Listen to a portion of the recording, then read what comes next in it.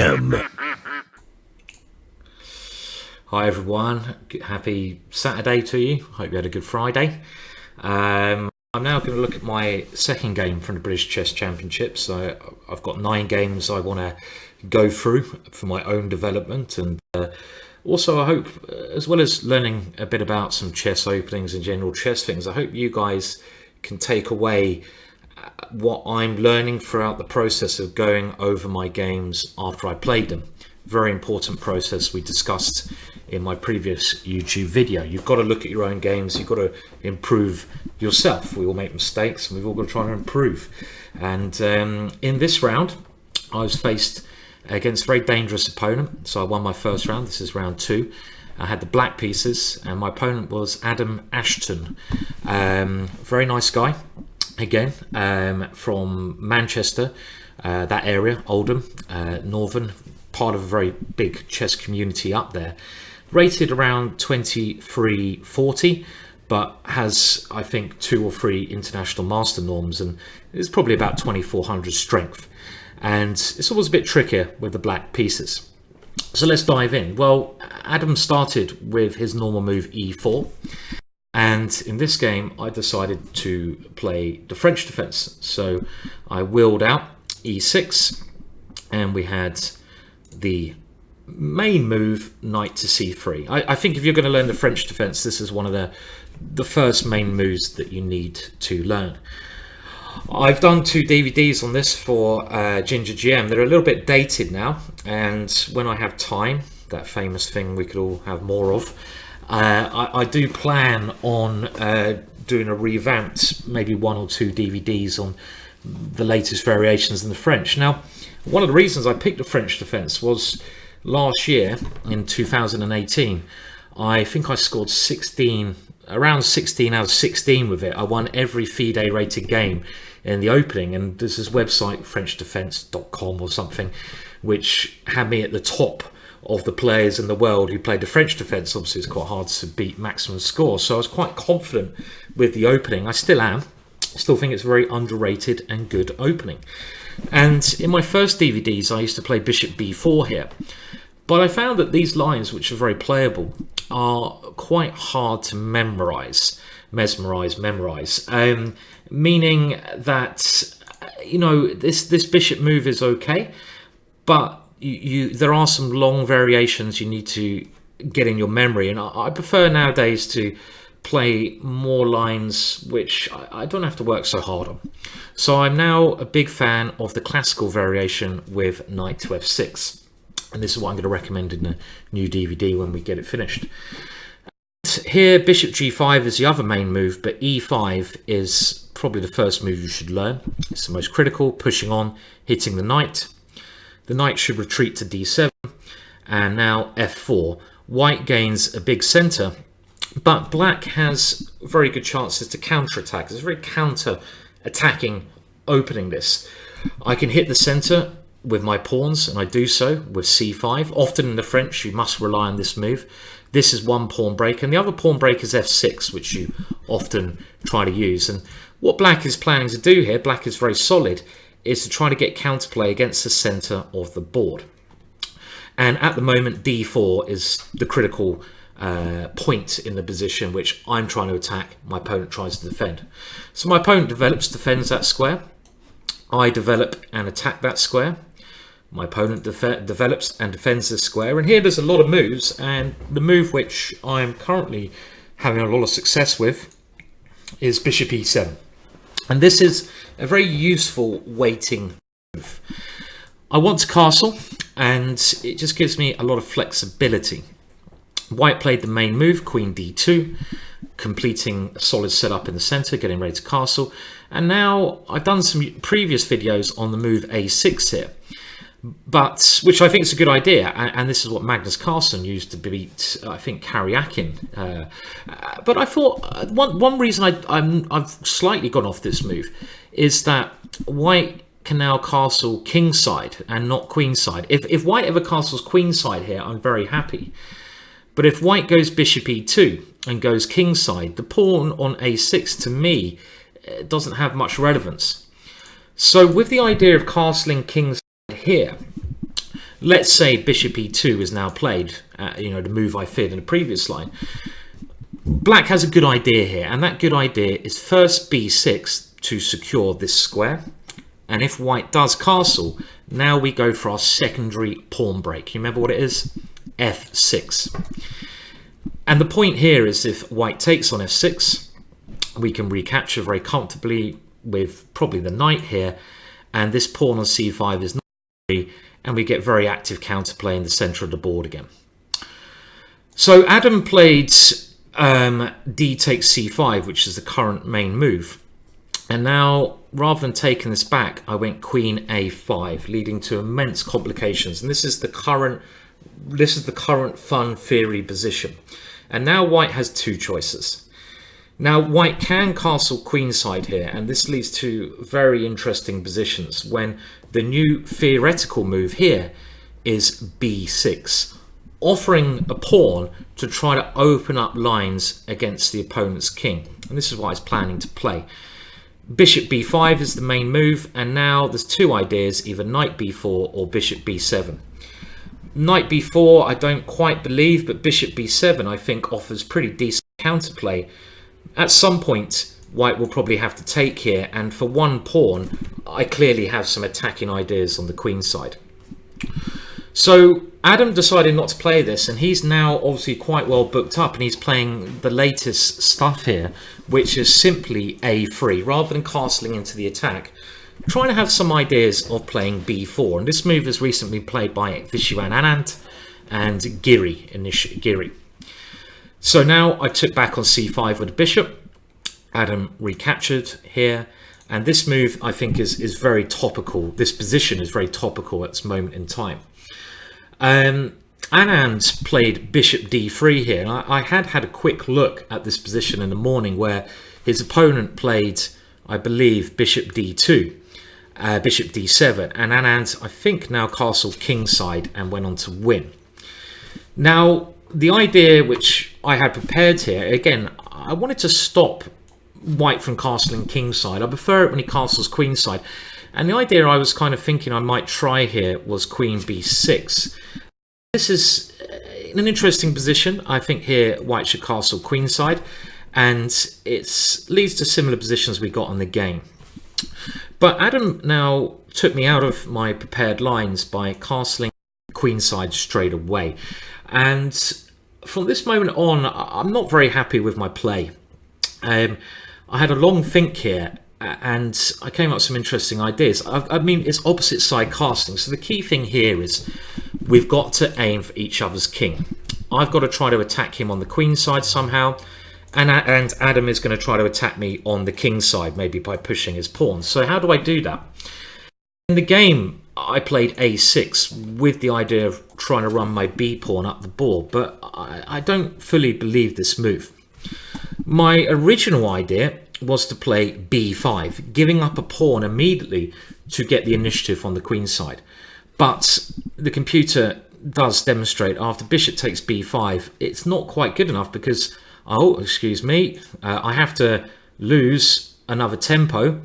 Let's go back there. I have to lose another tempo here by defending the knight on c6.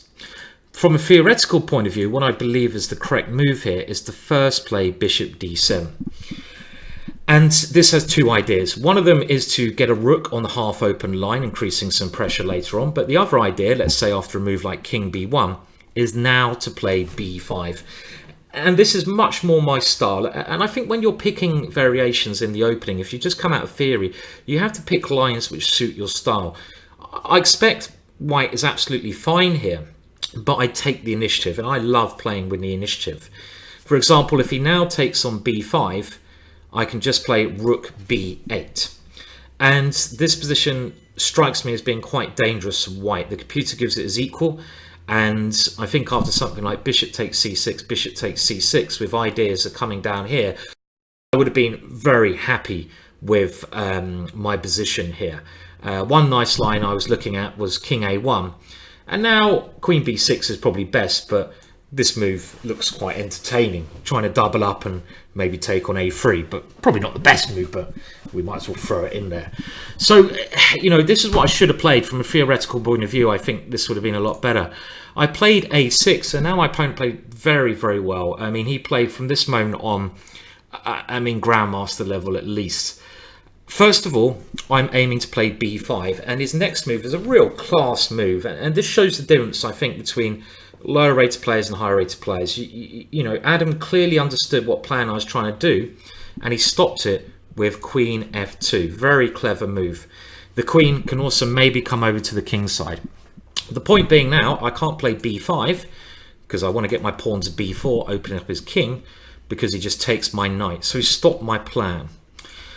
I now played another mistake.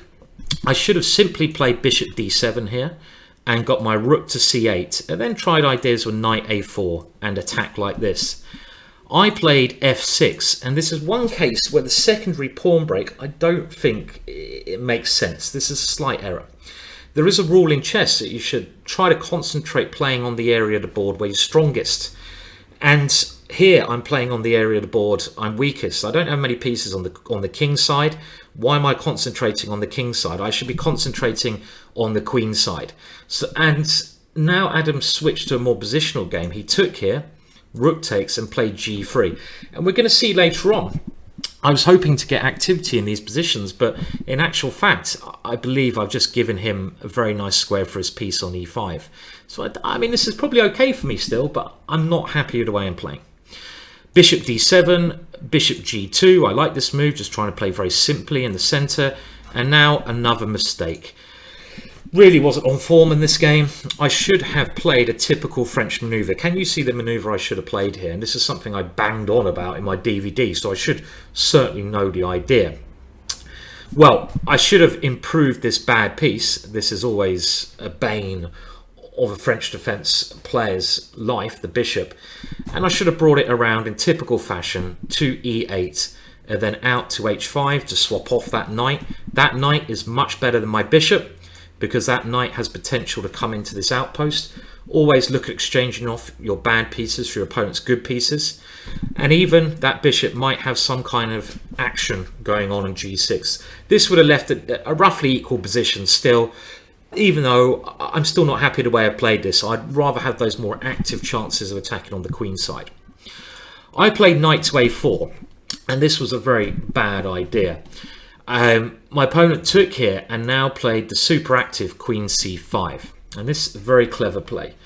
I put the rook on c8, but what Adam was trying to do was play b3 and force the exchange of queens, realizing that any late middle game or ending positions would be good for him because he has this typical control of the dart squares in the middle of the board. And this is a very positional idea. My pawns are very rigid, and he can try to occupy these dart squares and play with a nice safe advantage. I now played what I would say is another error yet again, maybe my final error. I could have played knight d8 here, a move which I only saw later on for some reason.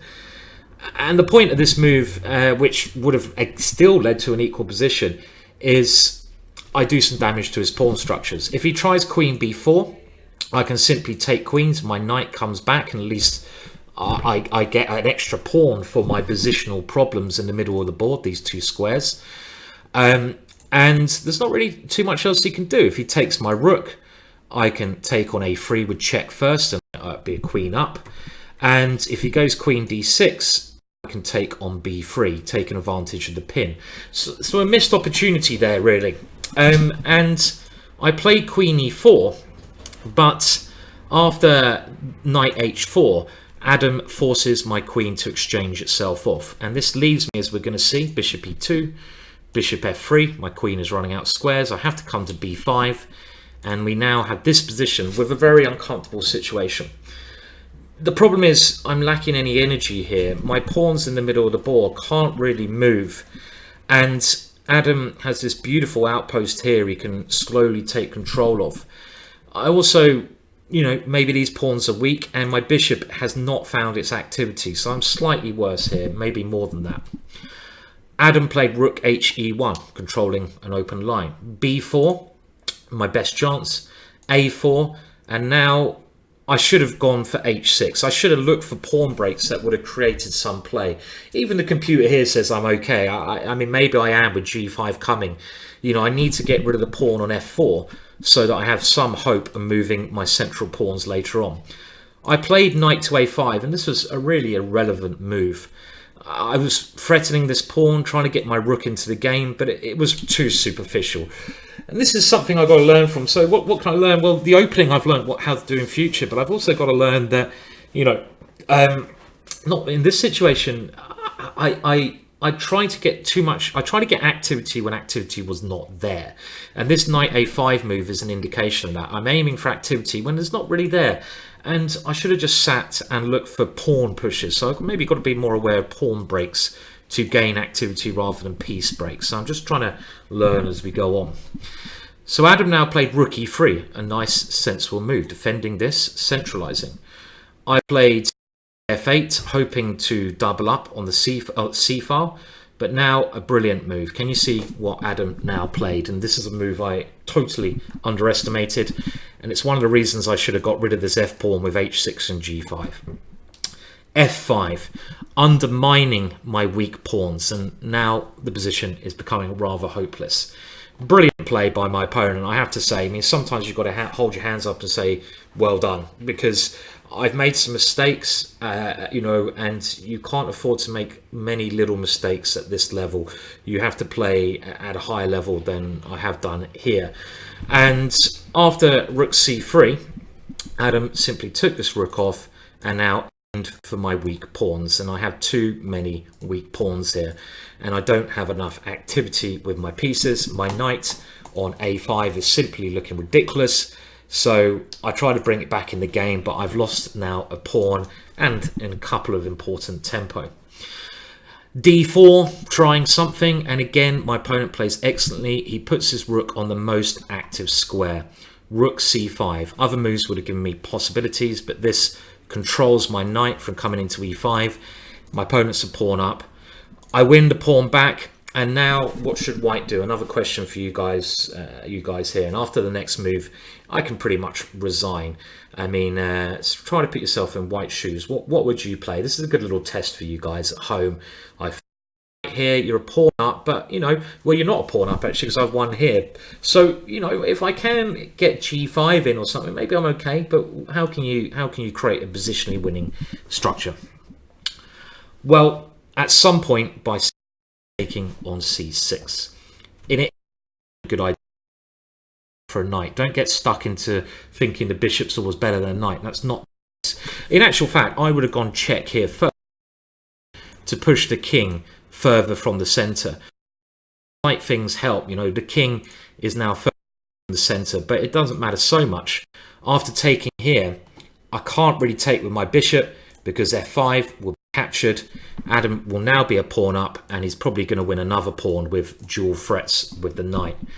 So I have to take with my b pawn, and we see the real issue here. And the real issue, pawn is unstoppable. Bishop is very bad. It's been the bane of my opening, as I've said, stuck behind my pawns. Knight to f3, centralization move. I tried f4. Adam simply took this and played another excellent move, knight to e5, gaining a tempo, bishop f5, and again, I think a lot of weaker players would have grabbed the pawn here, but this is the a pawn. Why not queen that pawn? I can't do anything for a little bit, but this was pretty hopeless. The a pawn was just too strong, and now this knight can try to come to b6. For example, my only hope was try to cover this one, but after knight d7, there's nothing here. My and in this position, well, it was shortly. Adam, in no rush to queen his pawn, played rook. That left me with only one option to resign and congratulate my opponent on a good game. Well played to Adam. White did well there. He didn't play any mistakes. It's very hard to, you know, whoever you're playing. I mean, I know Adam's only, I say only 23-40, but you know, rated sometimes chess is just tough, and in this game he kept things under control. My big mistakes, I think, I will take away from this opening was, first of all, from a theoretical point of view, bishop d7, not a6 is the way to play, with the idea of playing b5 in one move, getting a rook to c8, and I'd be very happy to play this position again. But the main move I feel I played here was playing on the area of the board I'm weakest. Again, sometimes I try to get activity, like I mentioned, at an extreme cost. I try to find activity when it's not really there. And I think the move f6, as we saw later on, just weakened my position, allowed my opponent to control these two squares that highlighted. So I've got to remember not to look for activity when it's not there, build up my position more patiently with moves like bishop d7. So well done to Adam. So these are the results of round 2 at the British Chess Championships, and you can see there that I on board 6, so a bit of a fight now to get back into the competition. There was a number of draws there. Again, I can't be too upset because my opponent played a very good game, and you know, this left me with a lot of fighting to do if I wanted to have a chance of getting a big prize or even winning the British Championships. You've got to think big, as you know, in these situations. And we can see here Mickey Adams and only a couple of others race into the lead. Mickey Adams and David Howe being the two big favourites to win the British Chess Championships this year. Anyway, I hope you learned something from that opening in the French defence. Reasonably painful experience for me, but you've got to look at the pain to turn it into joy in the future. And I'll be back hopefully with another YouTube video soonish. Lots of work to catch up on here, but we'll be back soon. And indeed, I did get turned into ash in that game. Thank you and goodbye.